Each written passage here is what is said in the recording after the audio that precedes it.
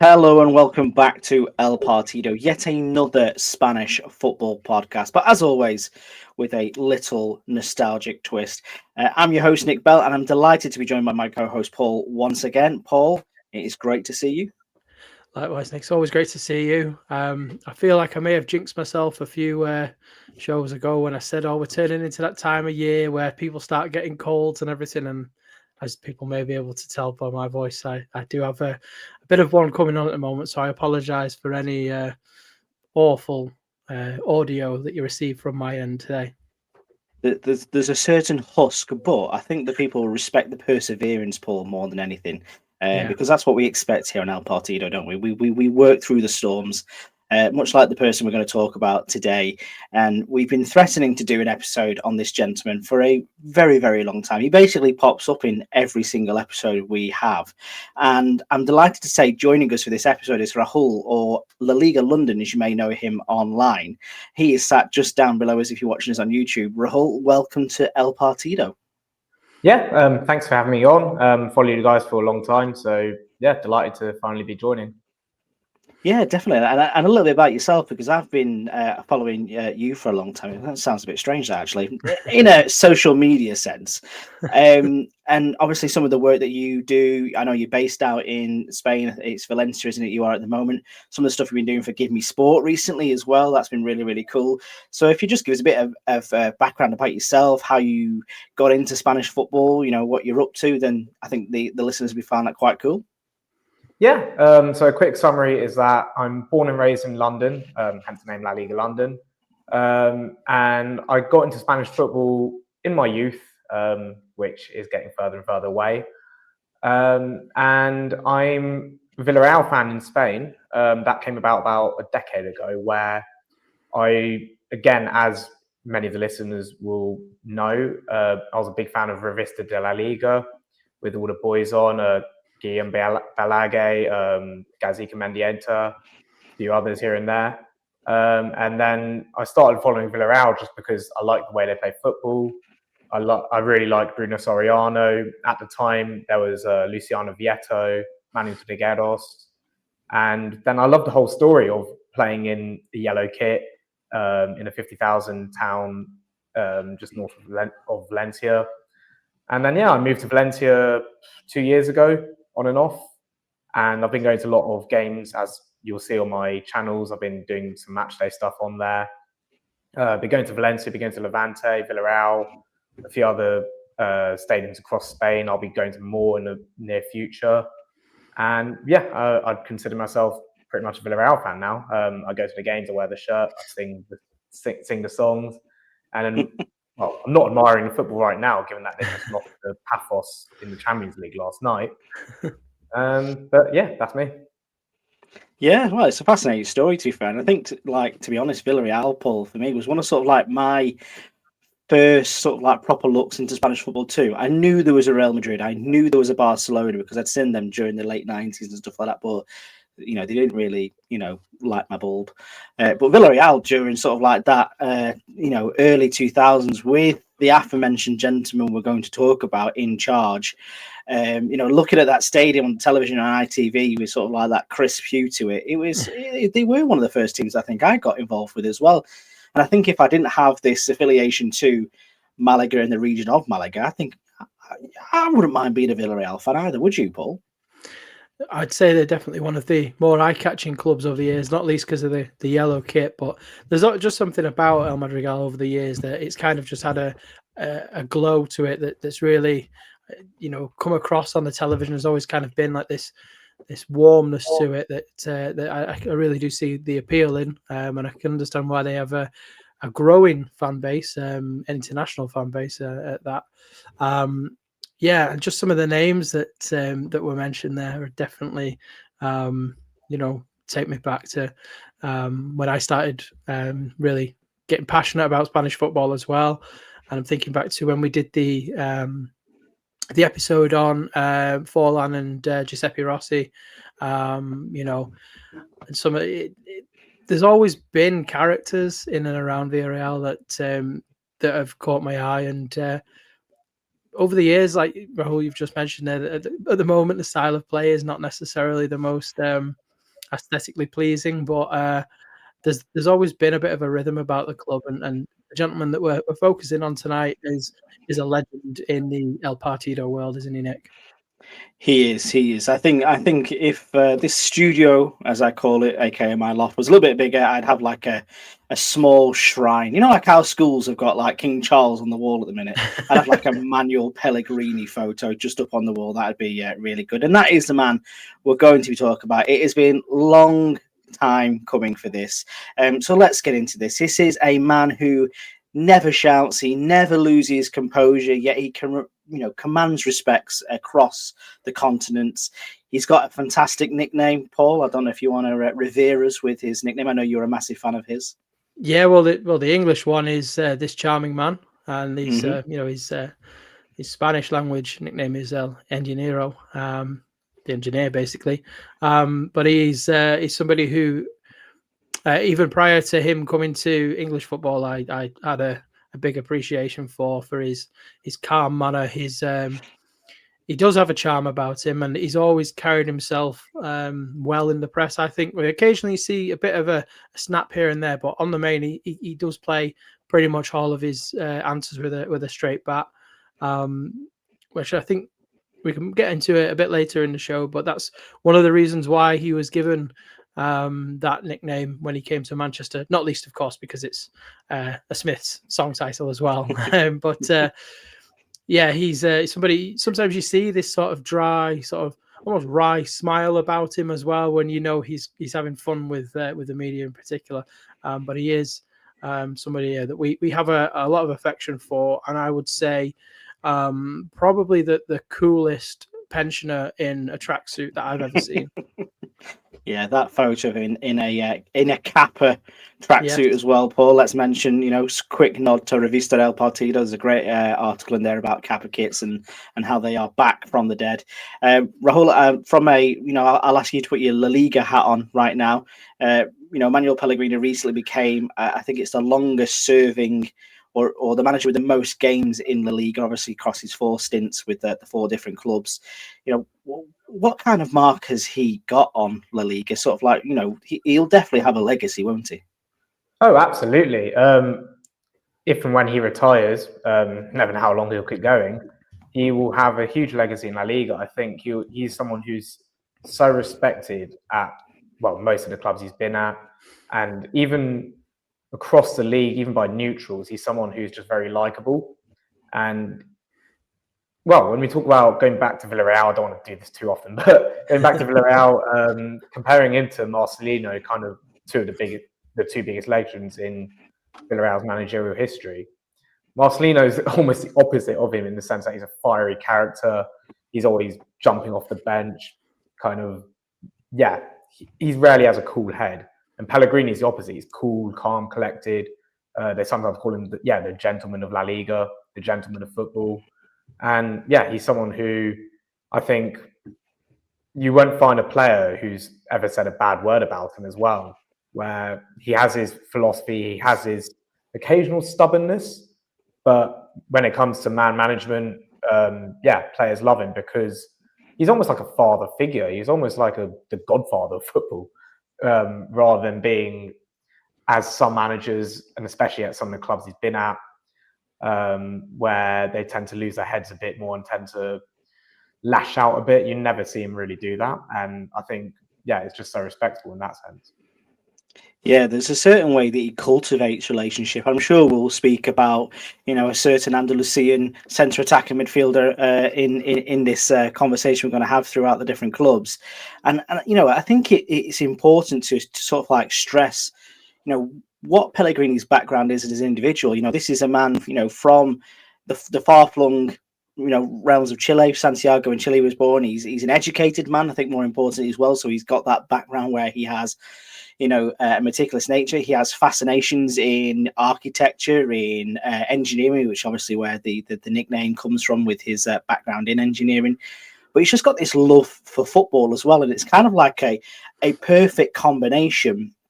And again, when we look into his background before he came to Europe, the style of management that he had, the clubs that he managed, he came with a pretty decent reputation. And when he rocks up at Villarreal in 2004, it's a bit of a coup for Villarreal to get Pellegrini, for him to be the person that comes to Europe, to Villarreal first. As you've mentioned, Rahul, this is a town of 50,000 at the time, punching well above its weight. It's back in La Liga after an extended period missing. It was a really bold move from the president, Fernando Roig, back then, wasn't it? Oh, absolutely. And Pellegrini came from River Plate as well, which is, I'd say, globally a more known club than Villarreal, with a much larger fan base, probably more pressure as well. And obviously in the late 90s, early 2000s, Villarreal kind of came up to La Liga, but they weren't seen as any kind of force until Pellegrini came in. And he's the one who took them to Europe. He took them to heights that were simply unimaginable before he came in. And yes, there was the backing from Roig and the club, and it was their ambition to kind of grow Villarreal into what it is. But none of that would have happened without Pellegrini. And yeah, like when him coming in was transformative for the club. His legacy is still there to this day. And the last game I was at was Villarreal against Real Betis about 2 weeks ago at the time of recording. I've lost track of time. And that was a game where Marcelino became the manager with the most games managed for Villarreal in the entire club's history. And the manager he overtook was in the opposite dugout, Pellegrini. And they both have they had a lot of mutual respect for each other until both benches kicked off right at the end. But yeah, you can ask any Villarreal fan, even after all of that, like they're not particularly fond of Betis. But yeah, they all love Pellegrini and they consider him an absolute legend there, and rightly so. Yeah, and it's interesting how he managed to take this club, because if we put it in comparison, these comparisons get made all the time, don't they, Paul? This is like taking Gravesend to the Champions League semi-final. In terms of like pound for pound population, if you stuck a giant football stadium in the middle of Gravesend, then you've got something similar. And the way he did it was sort of like this boldness of being able to attract the right talisman. And I think when he brought in, Juan Román Riquelme, he had a soldier there that he knew that he could trust, that would basically deliver for him, but also that he could nurture and turn into this superstar. And we've seen this, rinse and repeated so many times across his various careers. But this is the sort of like one that everyone will remember. And how he built the team around him was, nothing short of phenomenal, was it? No, absolutely. And kudos there for getting Gravesend into this episode. I don't know how you managed that, but fair play. You've definitely put some extra zeros on the house prices there by comparing it to the Valencia community of Villarreal. I've got to do my bit, Paul, for Gravesend. Yeah. I mean, I couldn't tell you where it is on a map, but I know it's in the UK somewhere. I can't remember which episode it was on a while back. You did compare somewhere. Oh, it was La Rosaleda. You compared to a Preston bus station. So anyway, right. Let's not digress. It's got that Baroque nature about it. It's you can see it if you've got the vision. Yes, so he arrives at Villarreal, and he does, you say. I think for me with Pellegrini is he's always pretty consistently had the same structure in mind for his teams. It's usually a 4-4-2 or a variation thereof, depending on whether or not they have possession. Riquelme is definitely instrumental. He's also I'd say quite. He's kind of like the easiest example to point towards, with the exception maybe of Isco at a later point in his career, of Pellegrini wanting to have this particular creative artist in the midfield that he can depend on to sort of see the game for him and dictate the play, while surrounding that player with tough tacklers or well-regimented defenders. I mean, Pellegrini himself, when he played, was a centre half. He was a centre back. In fact, there's a picture that usually does the rounds every so often on social media, round about Pellegrini's birthday, when everybody can't believe how old he is, of him when he was a player. It's like a football card type picture, like a Panini sticker-esque one. And he doesn't really look much different, even though it's 50 years ago. I think he's kind of always looked old, but he's always been this sort of, what do you call it? Like so it's not a great analogy, but he's a bit of a wardrobe of a man. He's broad shoulders, he's tall, and he's always wanted to have his central defenders sort of mirror the way he wished to play. So you'd have a partnership of one that can play the ball and one that can win the ball. And ahead of that, you've got a midfield of technical players, particularly one who is kind of given more of a freer role than the others. So you had that with Riquelme, you had it with Isco, you've had it with David Silva, and then later Kevin De Bruyne.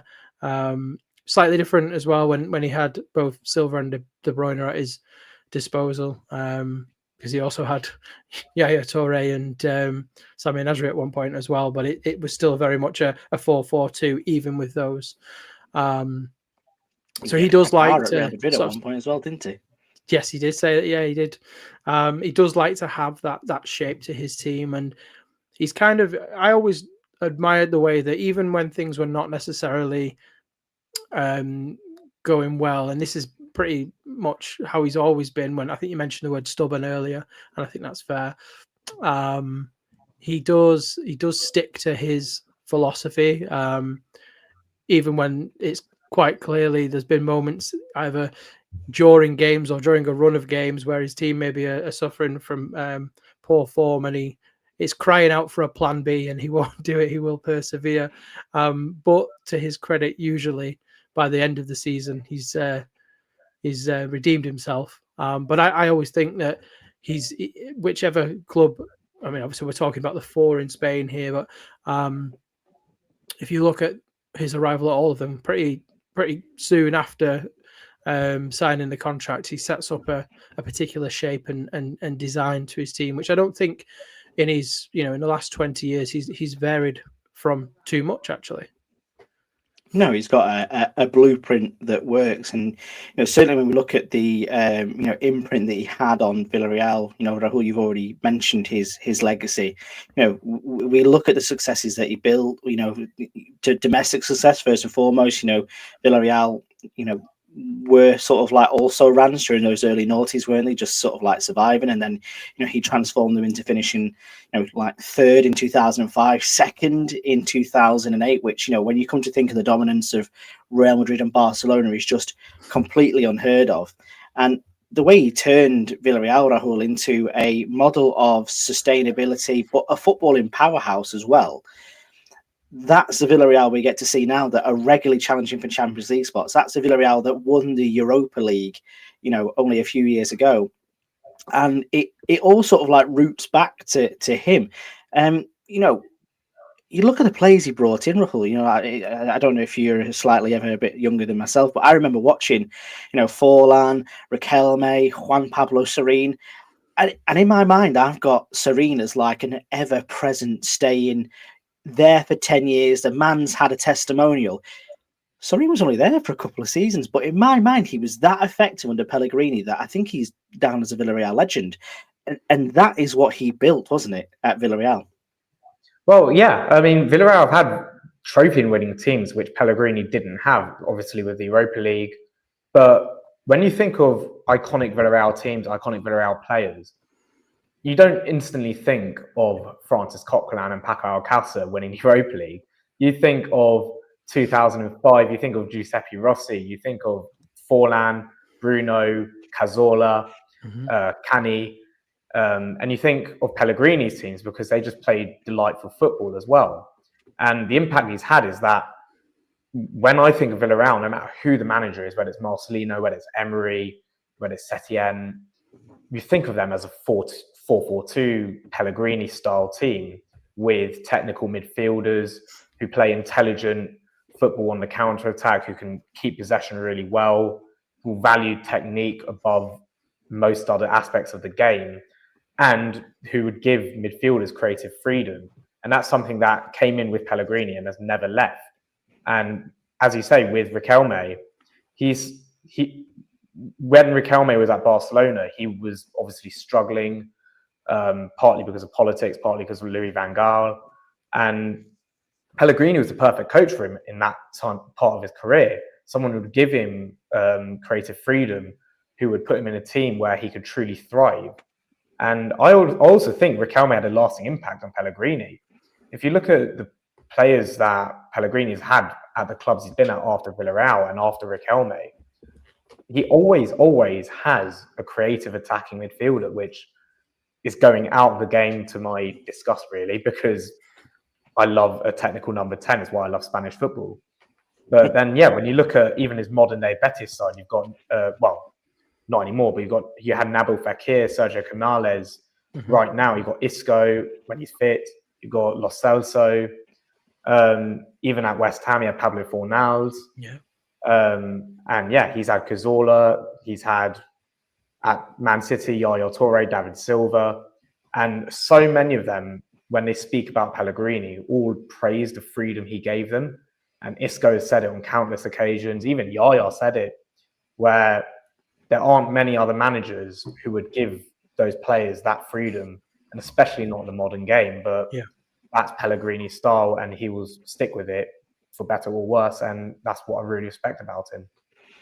Yeah, he's a proper arms around the shoulders kind of manager, isn't he, Paul? And when we look at this Villarreal team, you know, you're bound to have talents in there. You know, we speak about, you know, Juan Romel Riquelme being, you know, quite a generational talent, but you look at how he transformed. I don't want to say mediocre players, because they're not mediocre players at all. But you know, Forlan came into Villarreal on the back of a, you know, poor seat with Manchester United. You know, Capdevila was, you know, transformed into this, you know, world class left back on his watch. You know, Marcus Senna, you know, was kind of like a bit of an outlier in terms of how he would position himself as a defensive midfielder in Spain at the time. He made that position his own, not just for Villarreal, but for the men's national team as well. The way he coached players and the way he transformed them and elevated them. If he was an up-and-coming manager right now, you know, emerging in the era of Guardiola and Klopp and co., he would rightly be considered, you know, a revolutionary. He was doing this back 20 years ago. Oh yeah, he was. Yeah, and that's what the key thing he said at the beginning there is I think it was harmonized the dressing room. He absolutely does that. There's a book on the shelf just over my shoulder there, the yellow one by Sandy Jameson. It's all about the early days with Villarreal. When I say the early days, I mean the last 20 years really. But it's quite interesting that the context as well and the journey that the club is on when Pellegrini arrives, and with that sort of expectation to move forward and make progress and raise the profile, you do need the right person to lead that team, and you need somebody who can, like you say, put their arm around the shoulders of the players when needed, but also talk to them in a way that galvanizes the spirit and makes them realize that there's an expectation to deliver. And he's kind of always done that when he's gone into role. I think clubs, I mean, I can say this with the benefit of hindsight, and obviously with the knowledge I have from Manchester City, but clubs tend to sign Pellegrini not just because of his tactical prowess, but because of his manner and his ability to apply that, you know, a level of soft skills to players that a lot of these more, I want to say academic, but it's not the right word, but these more modern tacticians of managers don't necessarily have. And you're right in referencing Rahul about Yaya Toure's comments of him, because it is kind of the embodiment of Pellegrini. And to go back to what we were saying before about his shape of his teams and the roles that he has, particularly for his technical midfielders, is kind of a very simple plan, which, because it's a simple one that's sort of, you know, maybe probably 50-year-old, really, isn't it? 4-4-2, maybe even, what was it, 1960s when it came about? So, yeah, all right, 60-odd years old. That sort of style of football is kind of, I know, studied to death, really, isn't it? But there's an art to being able to sustain that formation at various clubs and achieve success.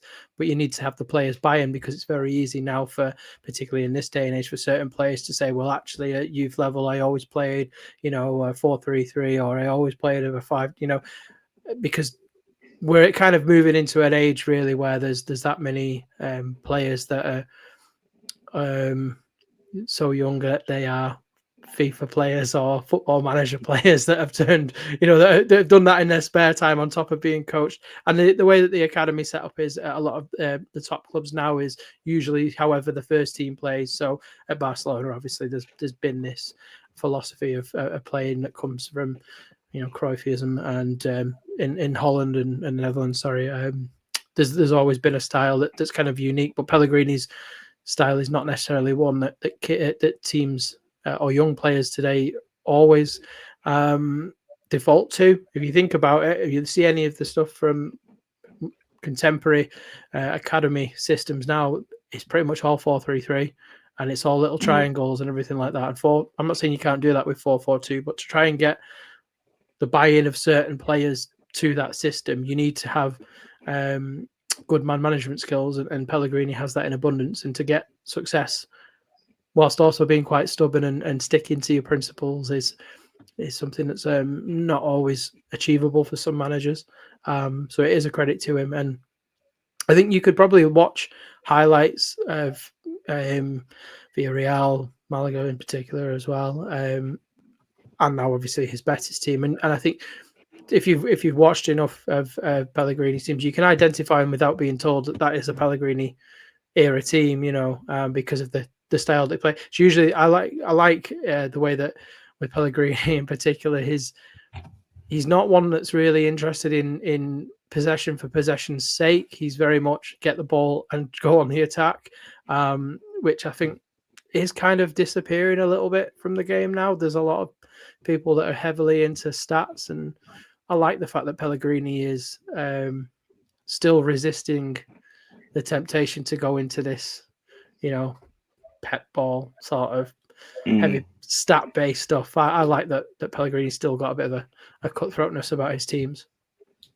He really does. And I tell you what, I'd love to have seen him rock up at Real Madrid, full Mike Bassett style, saying Real Madrid will be playing 4-4-2. That would have been my dream if I could. And just to nod to it, he obviously, his success at Villarreal is,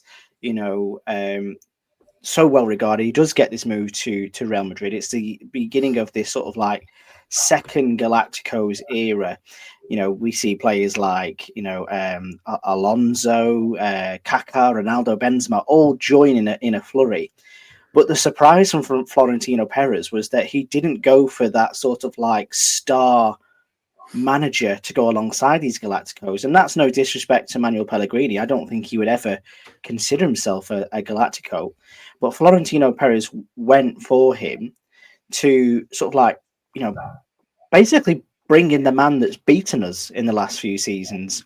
The sort of like embodiment, rightly or wrongly, was that Real Madrid was failing because they were finishing behind teams like Villarreal. So they bring him as like a bit of a calming influence between all these massive superstars, these huge egos, and Pellegrini wants to implement this structure and balance. But the problem is that the Madrid media, Real Madrid is like a TV show, like a car crash reality TV show. They want spectacle, they want celebrity, they want controversy, and I just don't think that would ever fit with Pellegrini, Rahul. I don't know if you agree with me on that. Oh, I fully agree. That transfer window in 2009, when they brought in Pellegrini, and then, 3 players would eventually win the Ballon d'Or, it was one that was, and still is talked about to this day, as potentially the greatest window ever. But as we know, teams who win the transfer window don't win in reality. And under Pellegrini, they reached 96 points. That's a total they've only reached once since, and that was under Mourinho. But they didn't win La Liga. That's how competitive it was at the time. They lost to Guardiola's Barcelona. But no matter how well Pellegrini did in that season, whether he won the league or not, I think he was doomed from the start because of how Real Madrid are as a club. And as soon as he came in, all these questions were, who is he? He was at Villarreal. He's not cut out for a big club. This is Real Madrid. It should be an Ancelotti. It should be Mourinho. It should be a huge name, as Real Madrid have always had in the past. So he's already fighting an uphill battle at Real Madrid. And he already has a dressing room full of big names to contend with. And then he has however many superstar signings in that summer. Alonso, Kaká, Benzema, Ronaldo. Ronaldo alone is something he has to deal with. He has to deal with, Rahul is on his way out. One of the greatest legends of Real Madrid history. And he has to replace him as well. He's got Higuain. He's got all of these superstars there, which, aside from maybe Riquelme and Forlan, he's never really had before Real Madrid there. But he still gets them playing good football.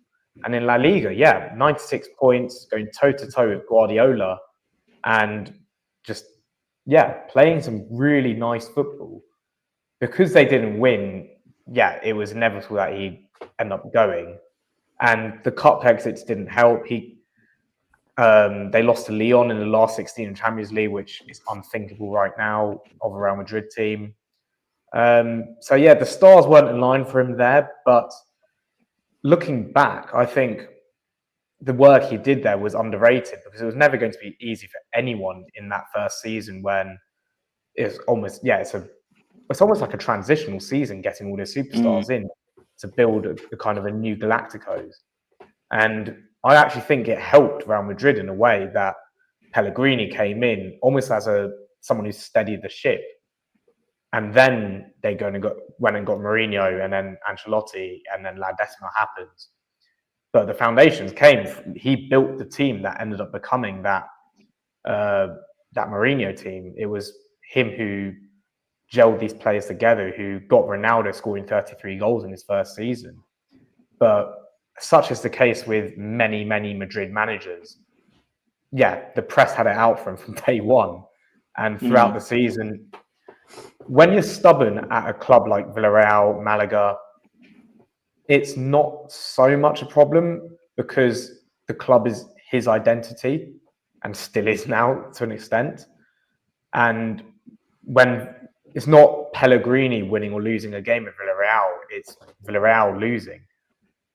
At Real Madrid, it's entirely different. If he's going to be tactically stubborn with a whole bunch of superstars who should be winning every single game in their eyes, then suddenly it's looked upon very unfavorably when he's getting told by the media to change his tactics, it's not working, this and that, and he wants to stick to his own philosophy because Real Madrid are just not the club for him in that sense. And it's just a shame because frankly, his legacy deserves more than what he's given from Real Madrid. But he got his time in the limelight there. And I think maybe it was transformative for him as well. Maybe it showed him that the kind of club he should be managing is not one where he's going to be questioned every single day about his own philosophy and tactics, and where he can steady the ship without so much outside noise coming in, which you just have to be able to deal with as a Real Madrid manager. Yeah, absolutely. And I think, it manifests itself, doesn't it, Paul? When you read the stats in the cold light of day, 102 goals scored, 96 points, finishing 3 points behind, Barcelona's all-conquering side under Pep Guardiola. Yes, there was the exits to lead on the Champions League, the Copa del Rey exits at Alcorcon, but these things happen. But I think Rahul is right. Sometimes the rhetoric off the pitch sometimes becomes so powerful that the inevitable is going to come. And I think when Florentino Perez, basically prescribed Pellegrini as not a Madrid man, acknowledging his own error by appointing him, you can see that the writing was on the wall. And Pellegrini comes away and says you can't buy a project, you have to build one. Not something that Florentino Perez has ever been a fan of. The checkbook is often pulled out at this point, and he ends up being dismissed despite all this excellence. Do you think if Pellegrini had been given the chance. He could have gone and had the, domestic and international success that Real Madrid eventually would have anyway. Because, like Rahul, says, he built the foundation. He built the house that Real Madrid would go to live in. Oh yeah, without doubt. If he was given time, Pellegrini would have won many trophies for Real Madrid, in my opinion. I don't think Pellegrini would have anything to prove retrospectively because of what he's achieved ever since then, and even before then. And hit that line, that you can't buy a project, you have to build one. I think that is something that Real Madrid should really take more notice of over the years. I mean, Rahul's right. Without what Pellegrini did, laying those foundations, unlocking the potential as a goal scorer within Cristiano Ronaldo, it sets things up nicely for the likes of Mourinho. And look, do you want to talk about how good of a job that Pellegrini did in that one season at Real Madrid? You can look at how under Jose Mourinho, his successor, they perhaps didn't achieve what Florentino Perez was hoping on all fronts, really. There was quite a few trophies that eluded them that they felt, and I'm going to sound like I'm an anti-Madridista now, aren't I? Which, I love all Spanish clubs before anybody starts getting on me on Twitter, but, it's kind of, you get what you don't know how lucky you are sometimes, do you really? So I think Pellegrini leaving at the end of that season, he could keep his head held high, but it's Real Madrid, isn't it? So there's quite a lot of things about his dismissal, in particular Perez's comments about him not being a Madrid man, which some would say, not necessarily me, because we on here we are very neutral and we love all clubs equally. Some would say that is quite a atypical Madrid response of the time, or a very typical Florentino Perez thing to say. I don't want to elaborate on that because I'll just get crucified for things. But no, I think it's an important part of Pellegrini's development. And Madrid's loss in that sense was everybody else's gain, because he obviously your club Malaga he goes to, comes to Manchester City. Now he's at Betis. All right, we can skip the West Ham stuff because it didn't quite work out there, but I think he's definitely a catalyst for what comes next for Madrid. I think that's fair to say, anyway. Yeah, I'd 100% agree with you, and I think at every club after he does have this, modicum of success or building of those foundations, like you say. We joke maybe about West Ham there, but he was part of that transition for West Ham that did go on to achieve success in the future as well. So there's plenty. Without Pellegrini, David Moyes doesn't win his European trophy, does he? Absolutely. Mourinho doesn't necessarily get and I think as well that's another thing, is if Mourinho wasn't available, I don't think Pellegrini would have lost his job. I think it was Perez wanting a headline as well. Yeah. But without Pellegrini's work at City, taking over from Mancini when the dressing room was very much on the floor at the end of Mancini's tenure, Pellegrini comes in, wins the Premier League in his first year. All right, peters out after that, but there's then no Pep Guardiola success that comes after it. Pellegrini's a catalyst for a lot of other people's success. Mm-hmm. There's the saying around people standing on the shoulders of giants, and it literally might be the case here because he's quite tall. And like you say, when he loses his job at Real Madrid, I'm sure he's actually, not too disheartened by that. Like I say, the writing was on the wall for a little while. And there are fewer clubs that you could end up with which are, in my opinion, more spectacular than Real Madrid, and that is going down to the Costa del Sol, going down to Malaga. There's a brand new Qatari ownership. Less said about that, the better. Who is promising ambition, who is promising to sign stars, but they want a manager who can sort of like bring the logic, bring the success of building something. And, when he gets to Malaga, he really, really does that. He does bring in, a lot of talent, but he makes sort of like a perfect blend. You've got these older heads like Di Michaelis, Hakeem. He brings in the likes of Isco from Valencia. The first time he gets to work, alongside what will be a long-term partnership with him. Disciplined players like Toulalan, Nacho Monreal, so many.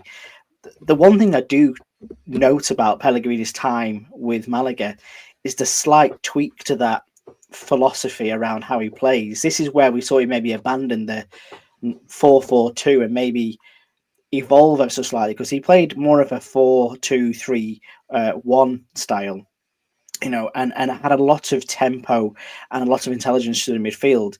And he knew how to catch teams out, which is why Malaga was so successful, not only on a domestic front, qualifying for the Champions League, but then subsequently in the Champions League as well, reaching, the quarterfinals and, eventually being knocked out by Borussia Dortmund.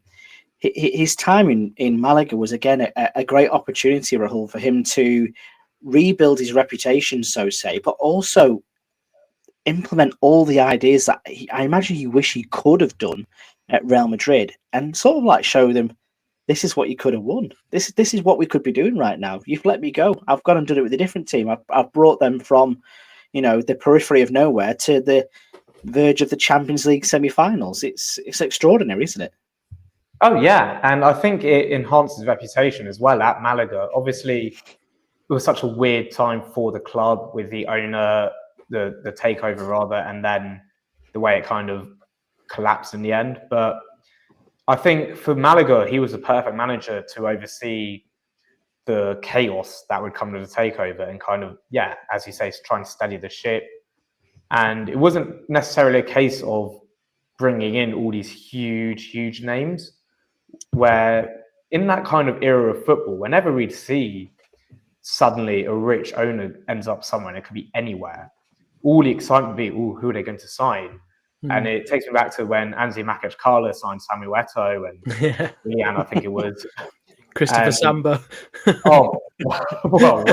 Roberto Carlos as well. And then, that could have easily been Malaga with kind of a flamboyant manager. And I suppose it did sign Roque Santa Cruz, but it was the likes of Toulalan and Monreal, Cazorla, even just players you could rely on who wouldn't have superstar egos, who Pellegrini could essentially shape a new Malaga team with.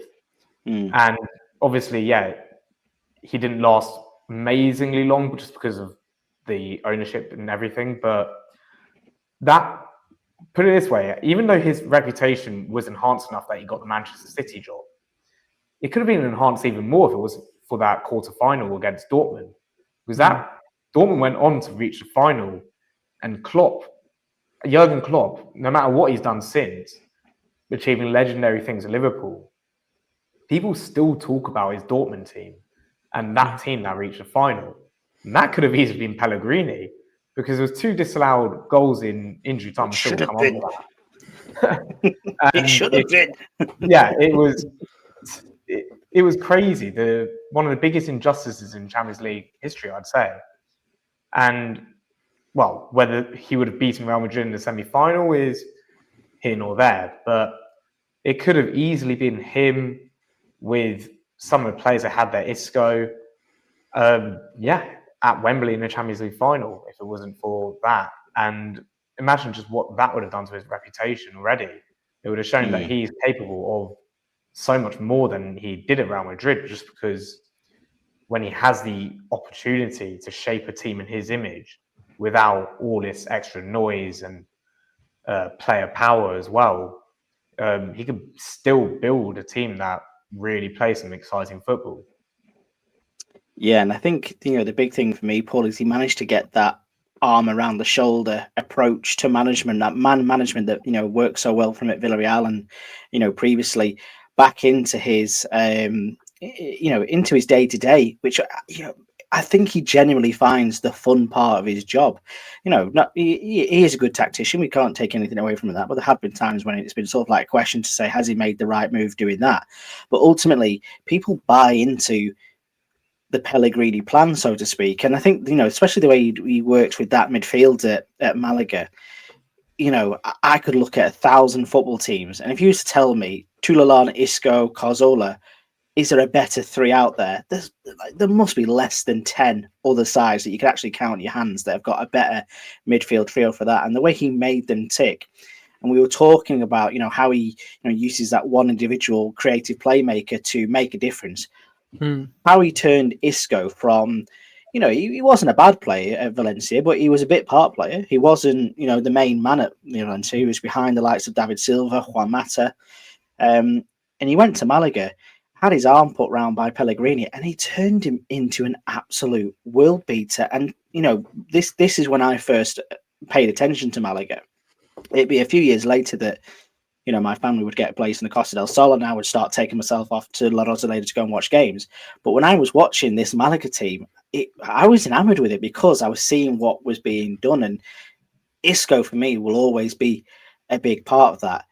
And what Pellegrini has done for him, not just at that point in his career, but subsequently since with Real Betis, there's no better sort of like maybe father-son analogy in football. As far as I'm concerned, I don't think if you could name maybe another one, but that certainly appears to be the way for me. He saved him, didn't he? Yeah, no, he did, and certainly now, we could turn around and say that there's an argument to say that in recent years he's saved Isco's career again, really, because like Pellegrini, when Isco went to Real Madrid, it didn't really work out the way that he would have liked. But yeah, I mean, to take Isco and in 2013, that year when obviously the Champions League run, Isco gets the Golden Boy Award as well. It's not like his profile is raised so quickly because of what Pellegrini's emboldened him. I think is probably the right way to play. But that team, I mean, we've done an episode on Malaga of that period, haven't we? Fantasy football, I think we call it.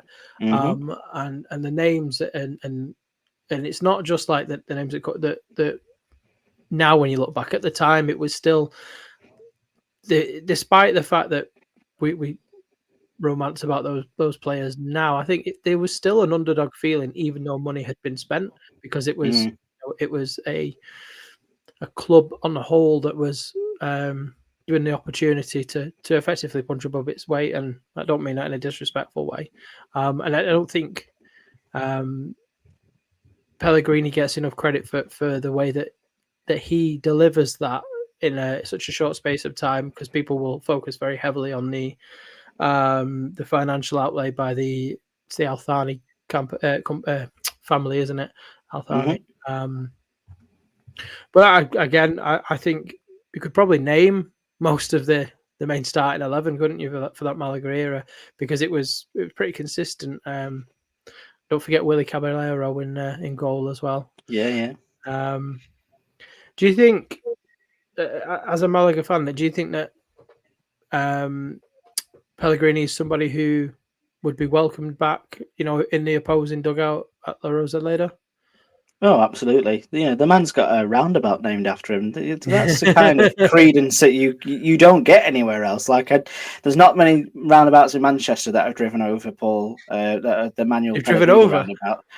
Yeah, I don't know how to use roundabouts, but he is that well revered, and Real Betis came to play in the Trofeo de la Costa del Sol during the summer, and he brought his Real Betis side back with Isco, with him as manager, and it was an emotional return for him, and he is still so well respected in Malaga that if he was ever available, same with Isco as well, if he ever returned, it would be a match made in heaven for the right or wrong reasons. If it turned out to be an absolute car crash, I don't think they'd care. Because there is that romance around it. And, we are a nostalgic podcast, so we don't want to spend too long talking about Real Betis because that is still happening right now. But let's not forget, he's been there for nearly 6, just over 5 years, I think it is now, going into his 6th year. He joins Real Betis during the COVID year. So this is a strange time for football, empty stadiums, social distancing. I'm triggering myself with PTSD right now. I've still got all my hair. Yeah, that's fine. I've not had to shave it all off. When he comes into Real Betis, Rahul, he is entering chaos, isn't he? This is a team without any identity. This is a team that is struggling, you know, to compete, despite the fact that they've got, you know, a plethora of pretty decent footballers in their midst, haven't they?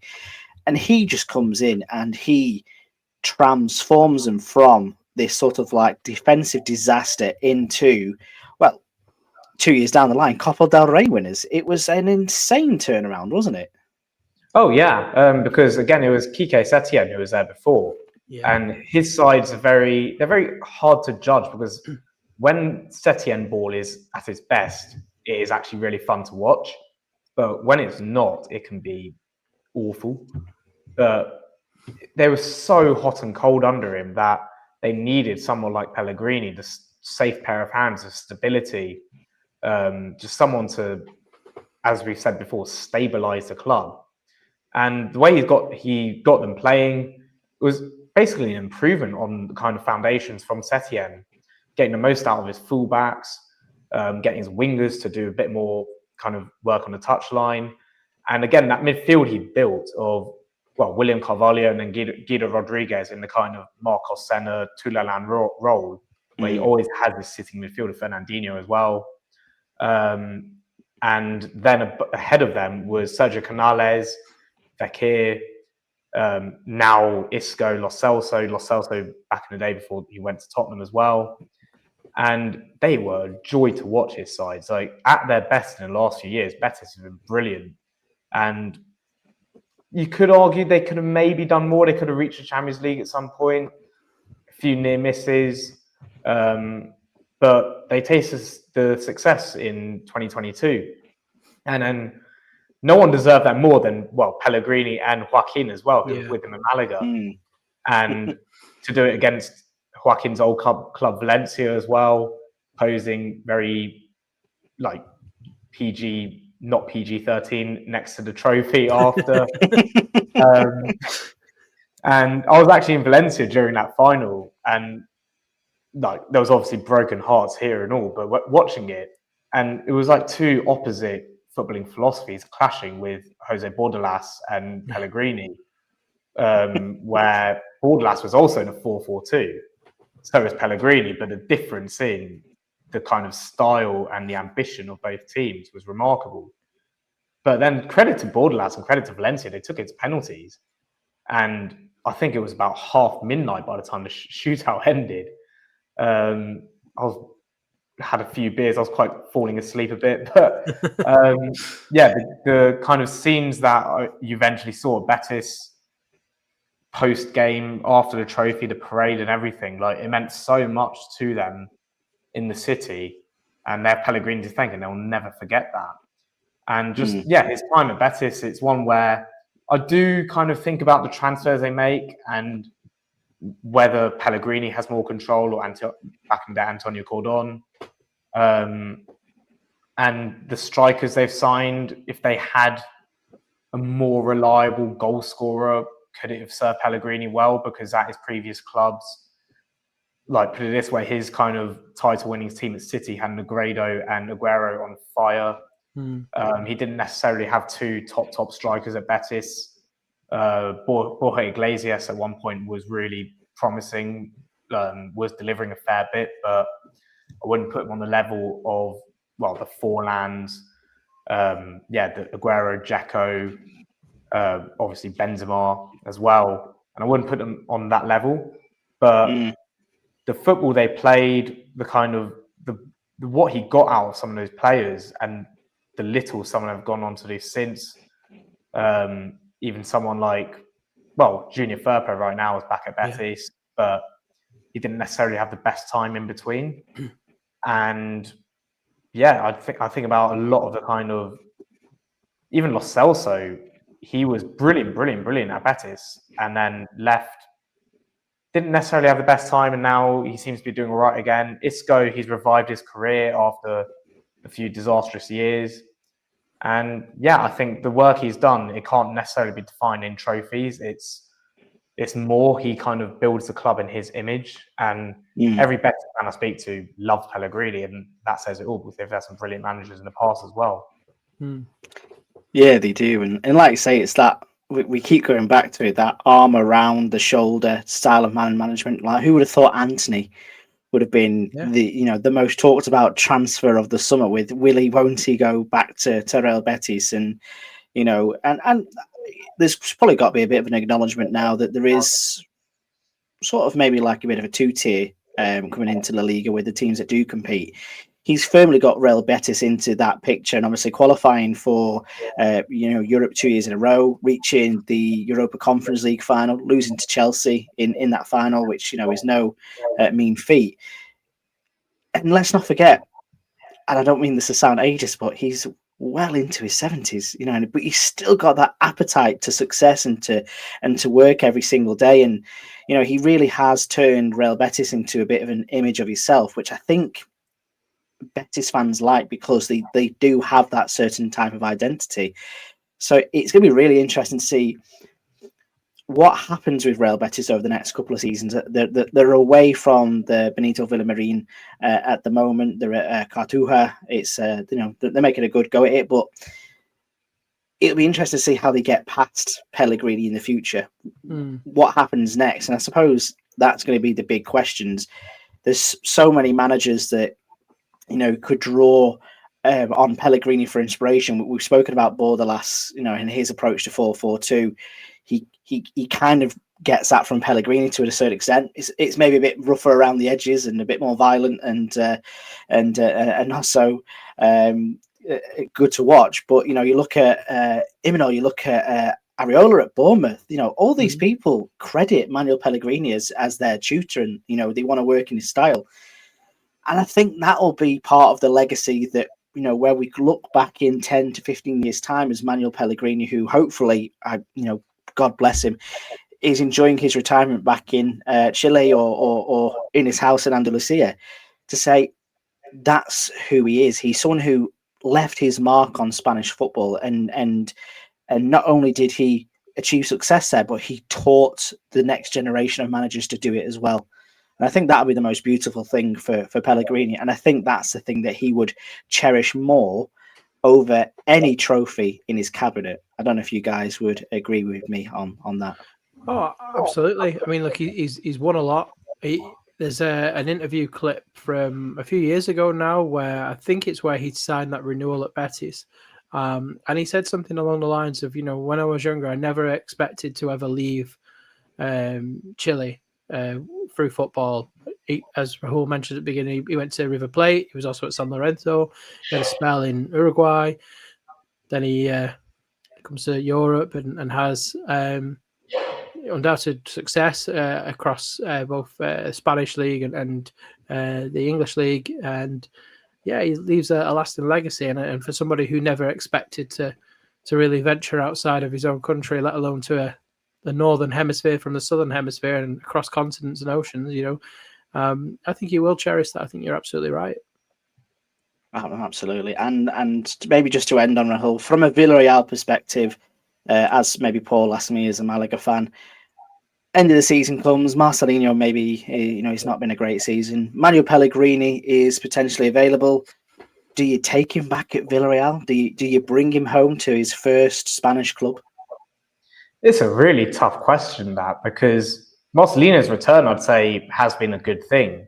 And who knows, maybe Pellegrini's return would also be, it wouldn't be a bad thing. But with the way Villarreal are right now, and kind of building upon Pellegrini's legacy, Emery's legacy, and Marcelino there, I'm not sure if going back to him would be the best thing in this hypothetical situation. Like, I'm still behind Marcelino, don't get me wrong. I'm not sure if that would be the best. I think maybe with the squad as it is, quite a big squad now, with a few big names in there, and potentially another season in Champions League, maybe a younger, more dynamic figure, someone kind of who can be a bit closer to the squad, a more modern manager in the sense. But at the same time, I personally would love it, because if you get Pellegrini at Villarreal right now, he would play really nice football.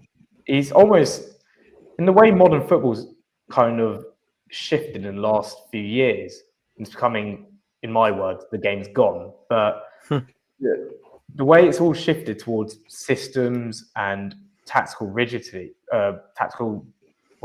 rigidity. Yeah. Like Pellegrini is almost the opposite of that, in that he will let his attacking midfielders, his wingers, have a bit more freedom. And it's why a player like Anthony or Abde, they are playing really nice football under him right now. And what I'd love to see Nicolas Pepe under Pellegrini. And I think with Pellegrini, I really compare him to, going back to my London and Arsenal roots here, Arsene Wenger, in that people kept accusing him of being stubborn over his defence, not kind of dropping the defensive line enough, just focusing too much on nice football, on his philosophy, giving players too much freedom in attack, being the kind of manager who would put his arm around the player rather than a Mourinho type who would destroy them. But that's Wenger's legacy as well, where his legacy, yes, that he's won a lot of trophies as well, but the football he played was arguably even bigger. And with Pellegrini, it's the same. It's the impact he made at all of these clubs. Isn't necessarily the trophies, it's the football they played.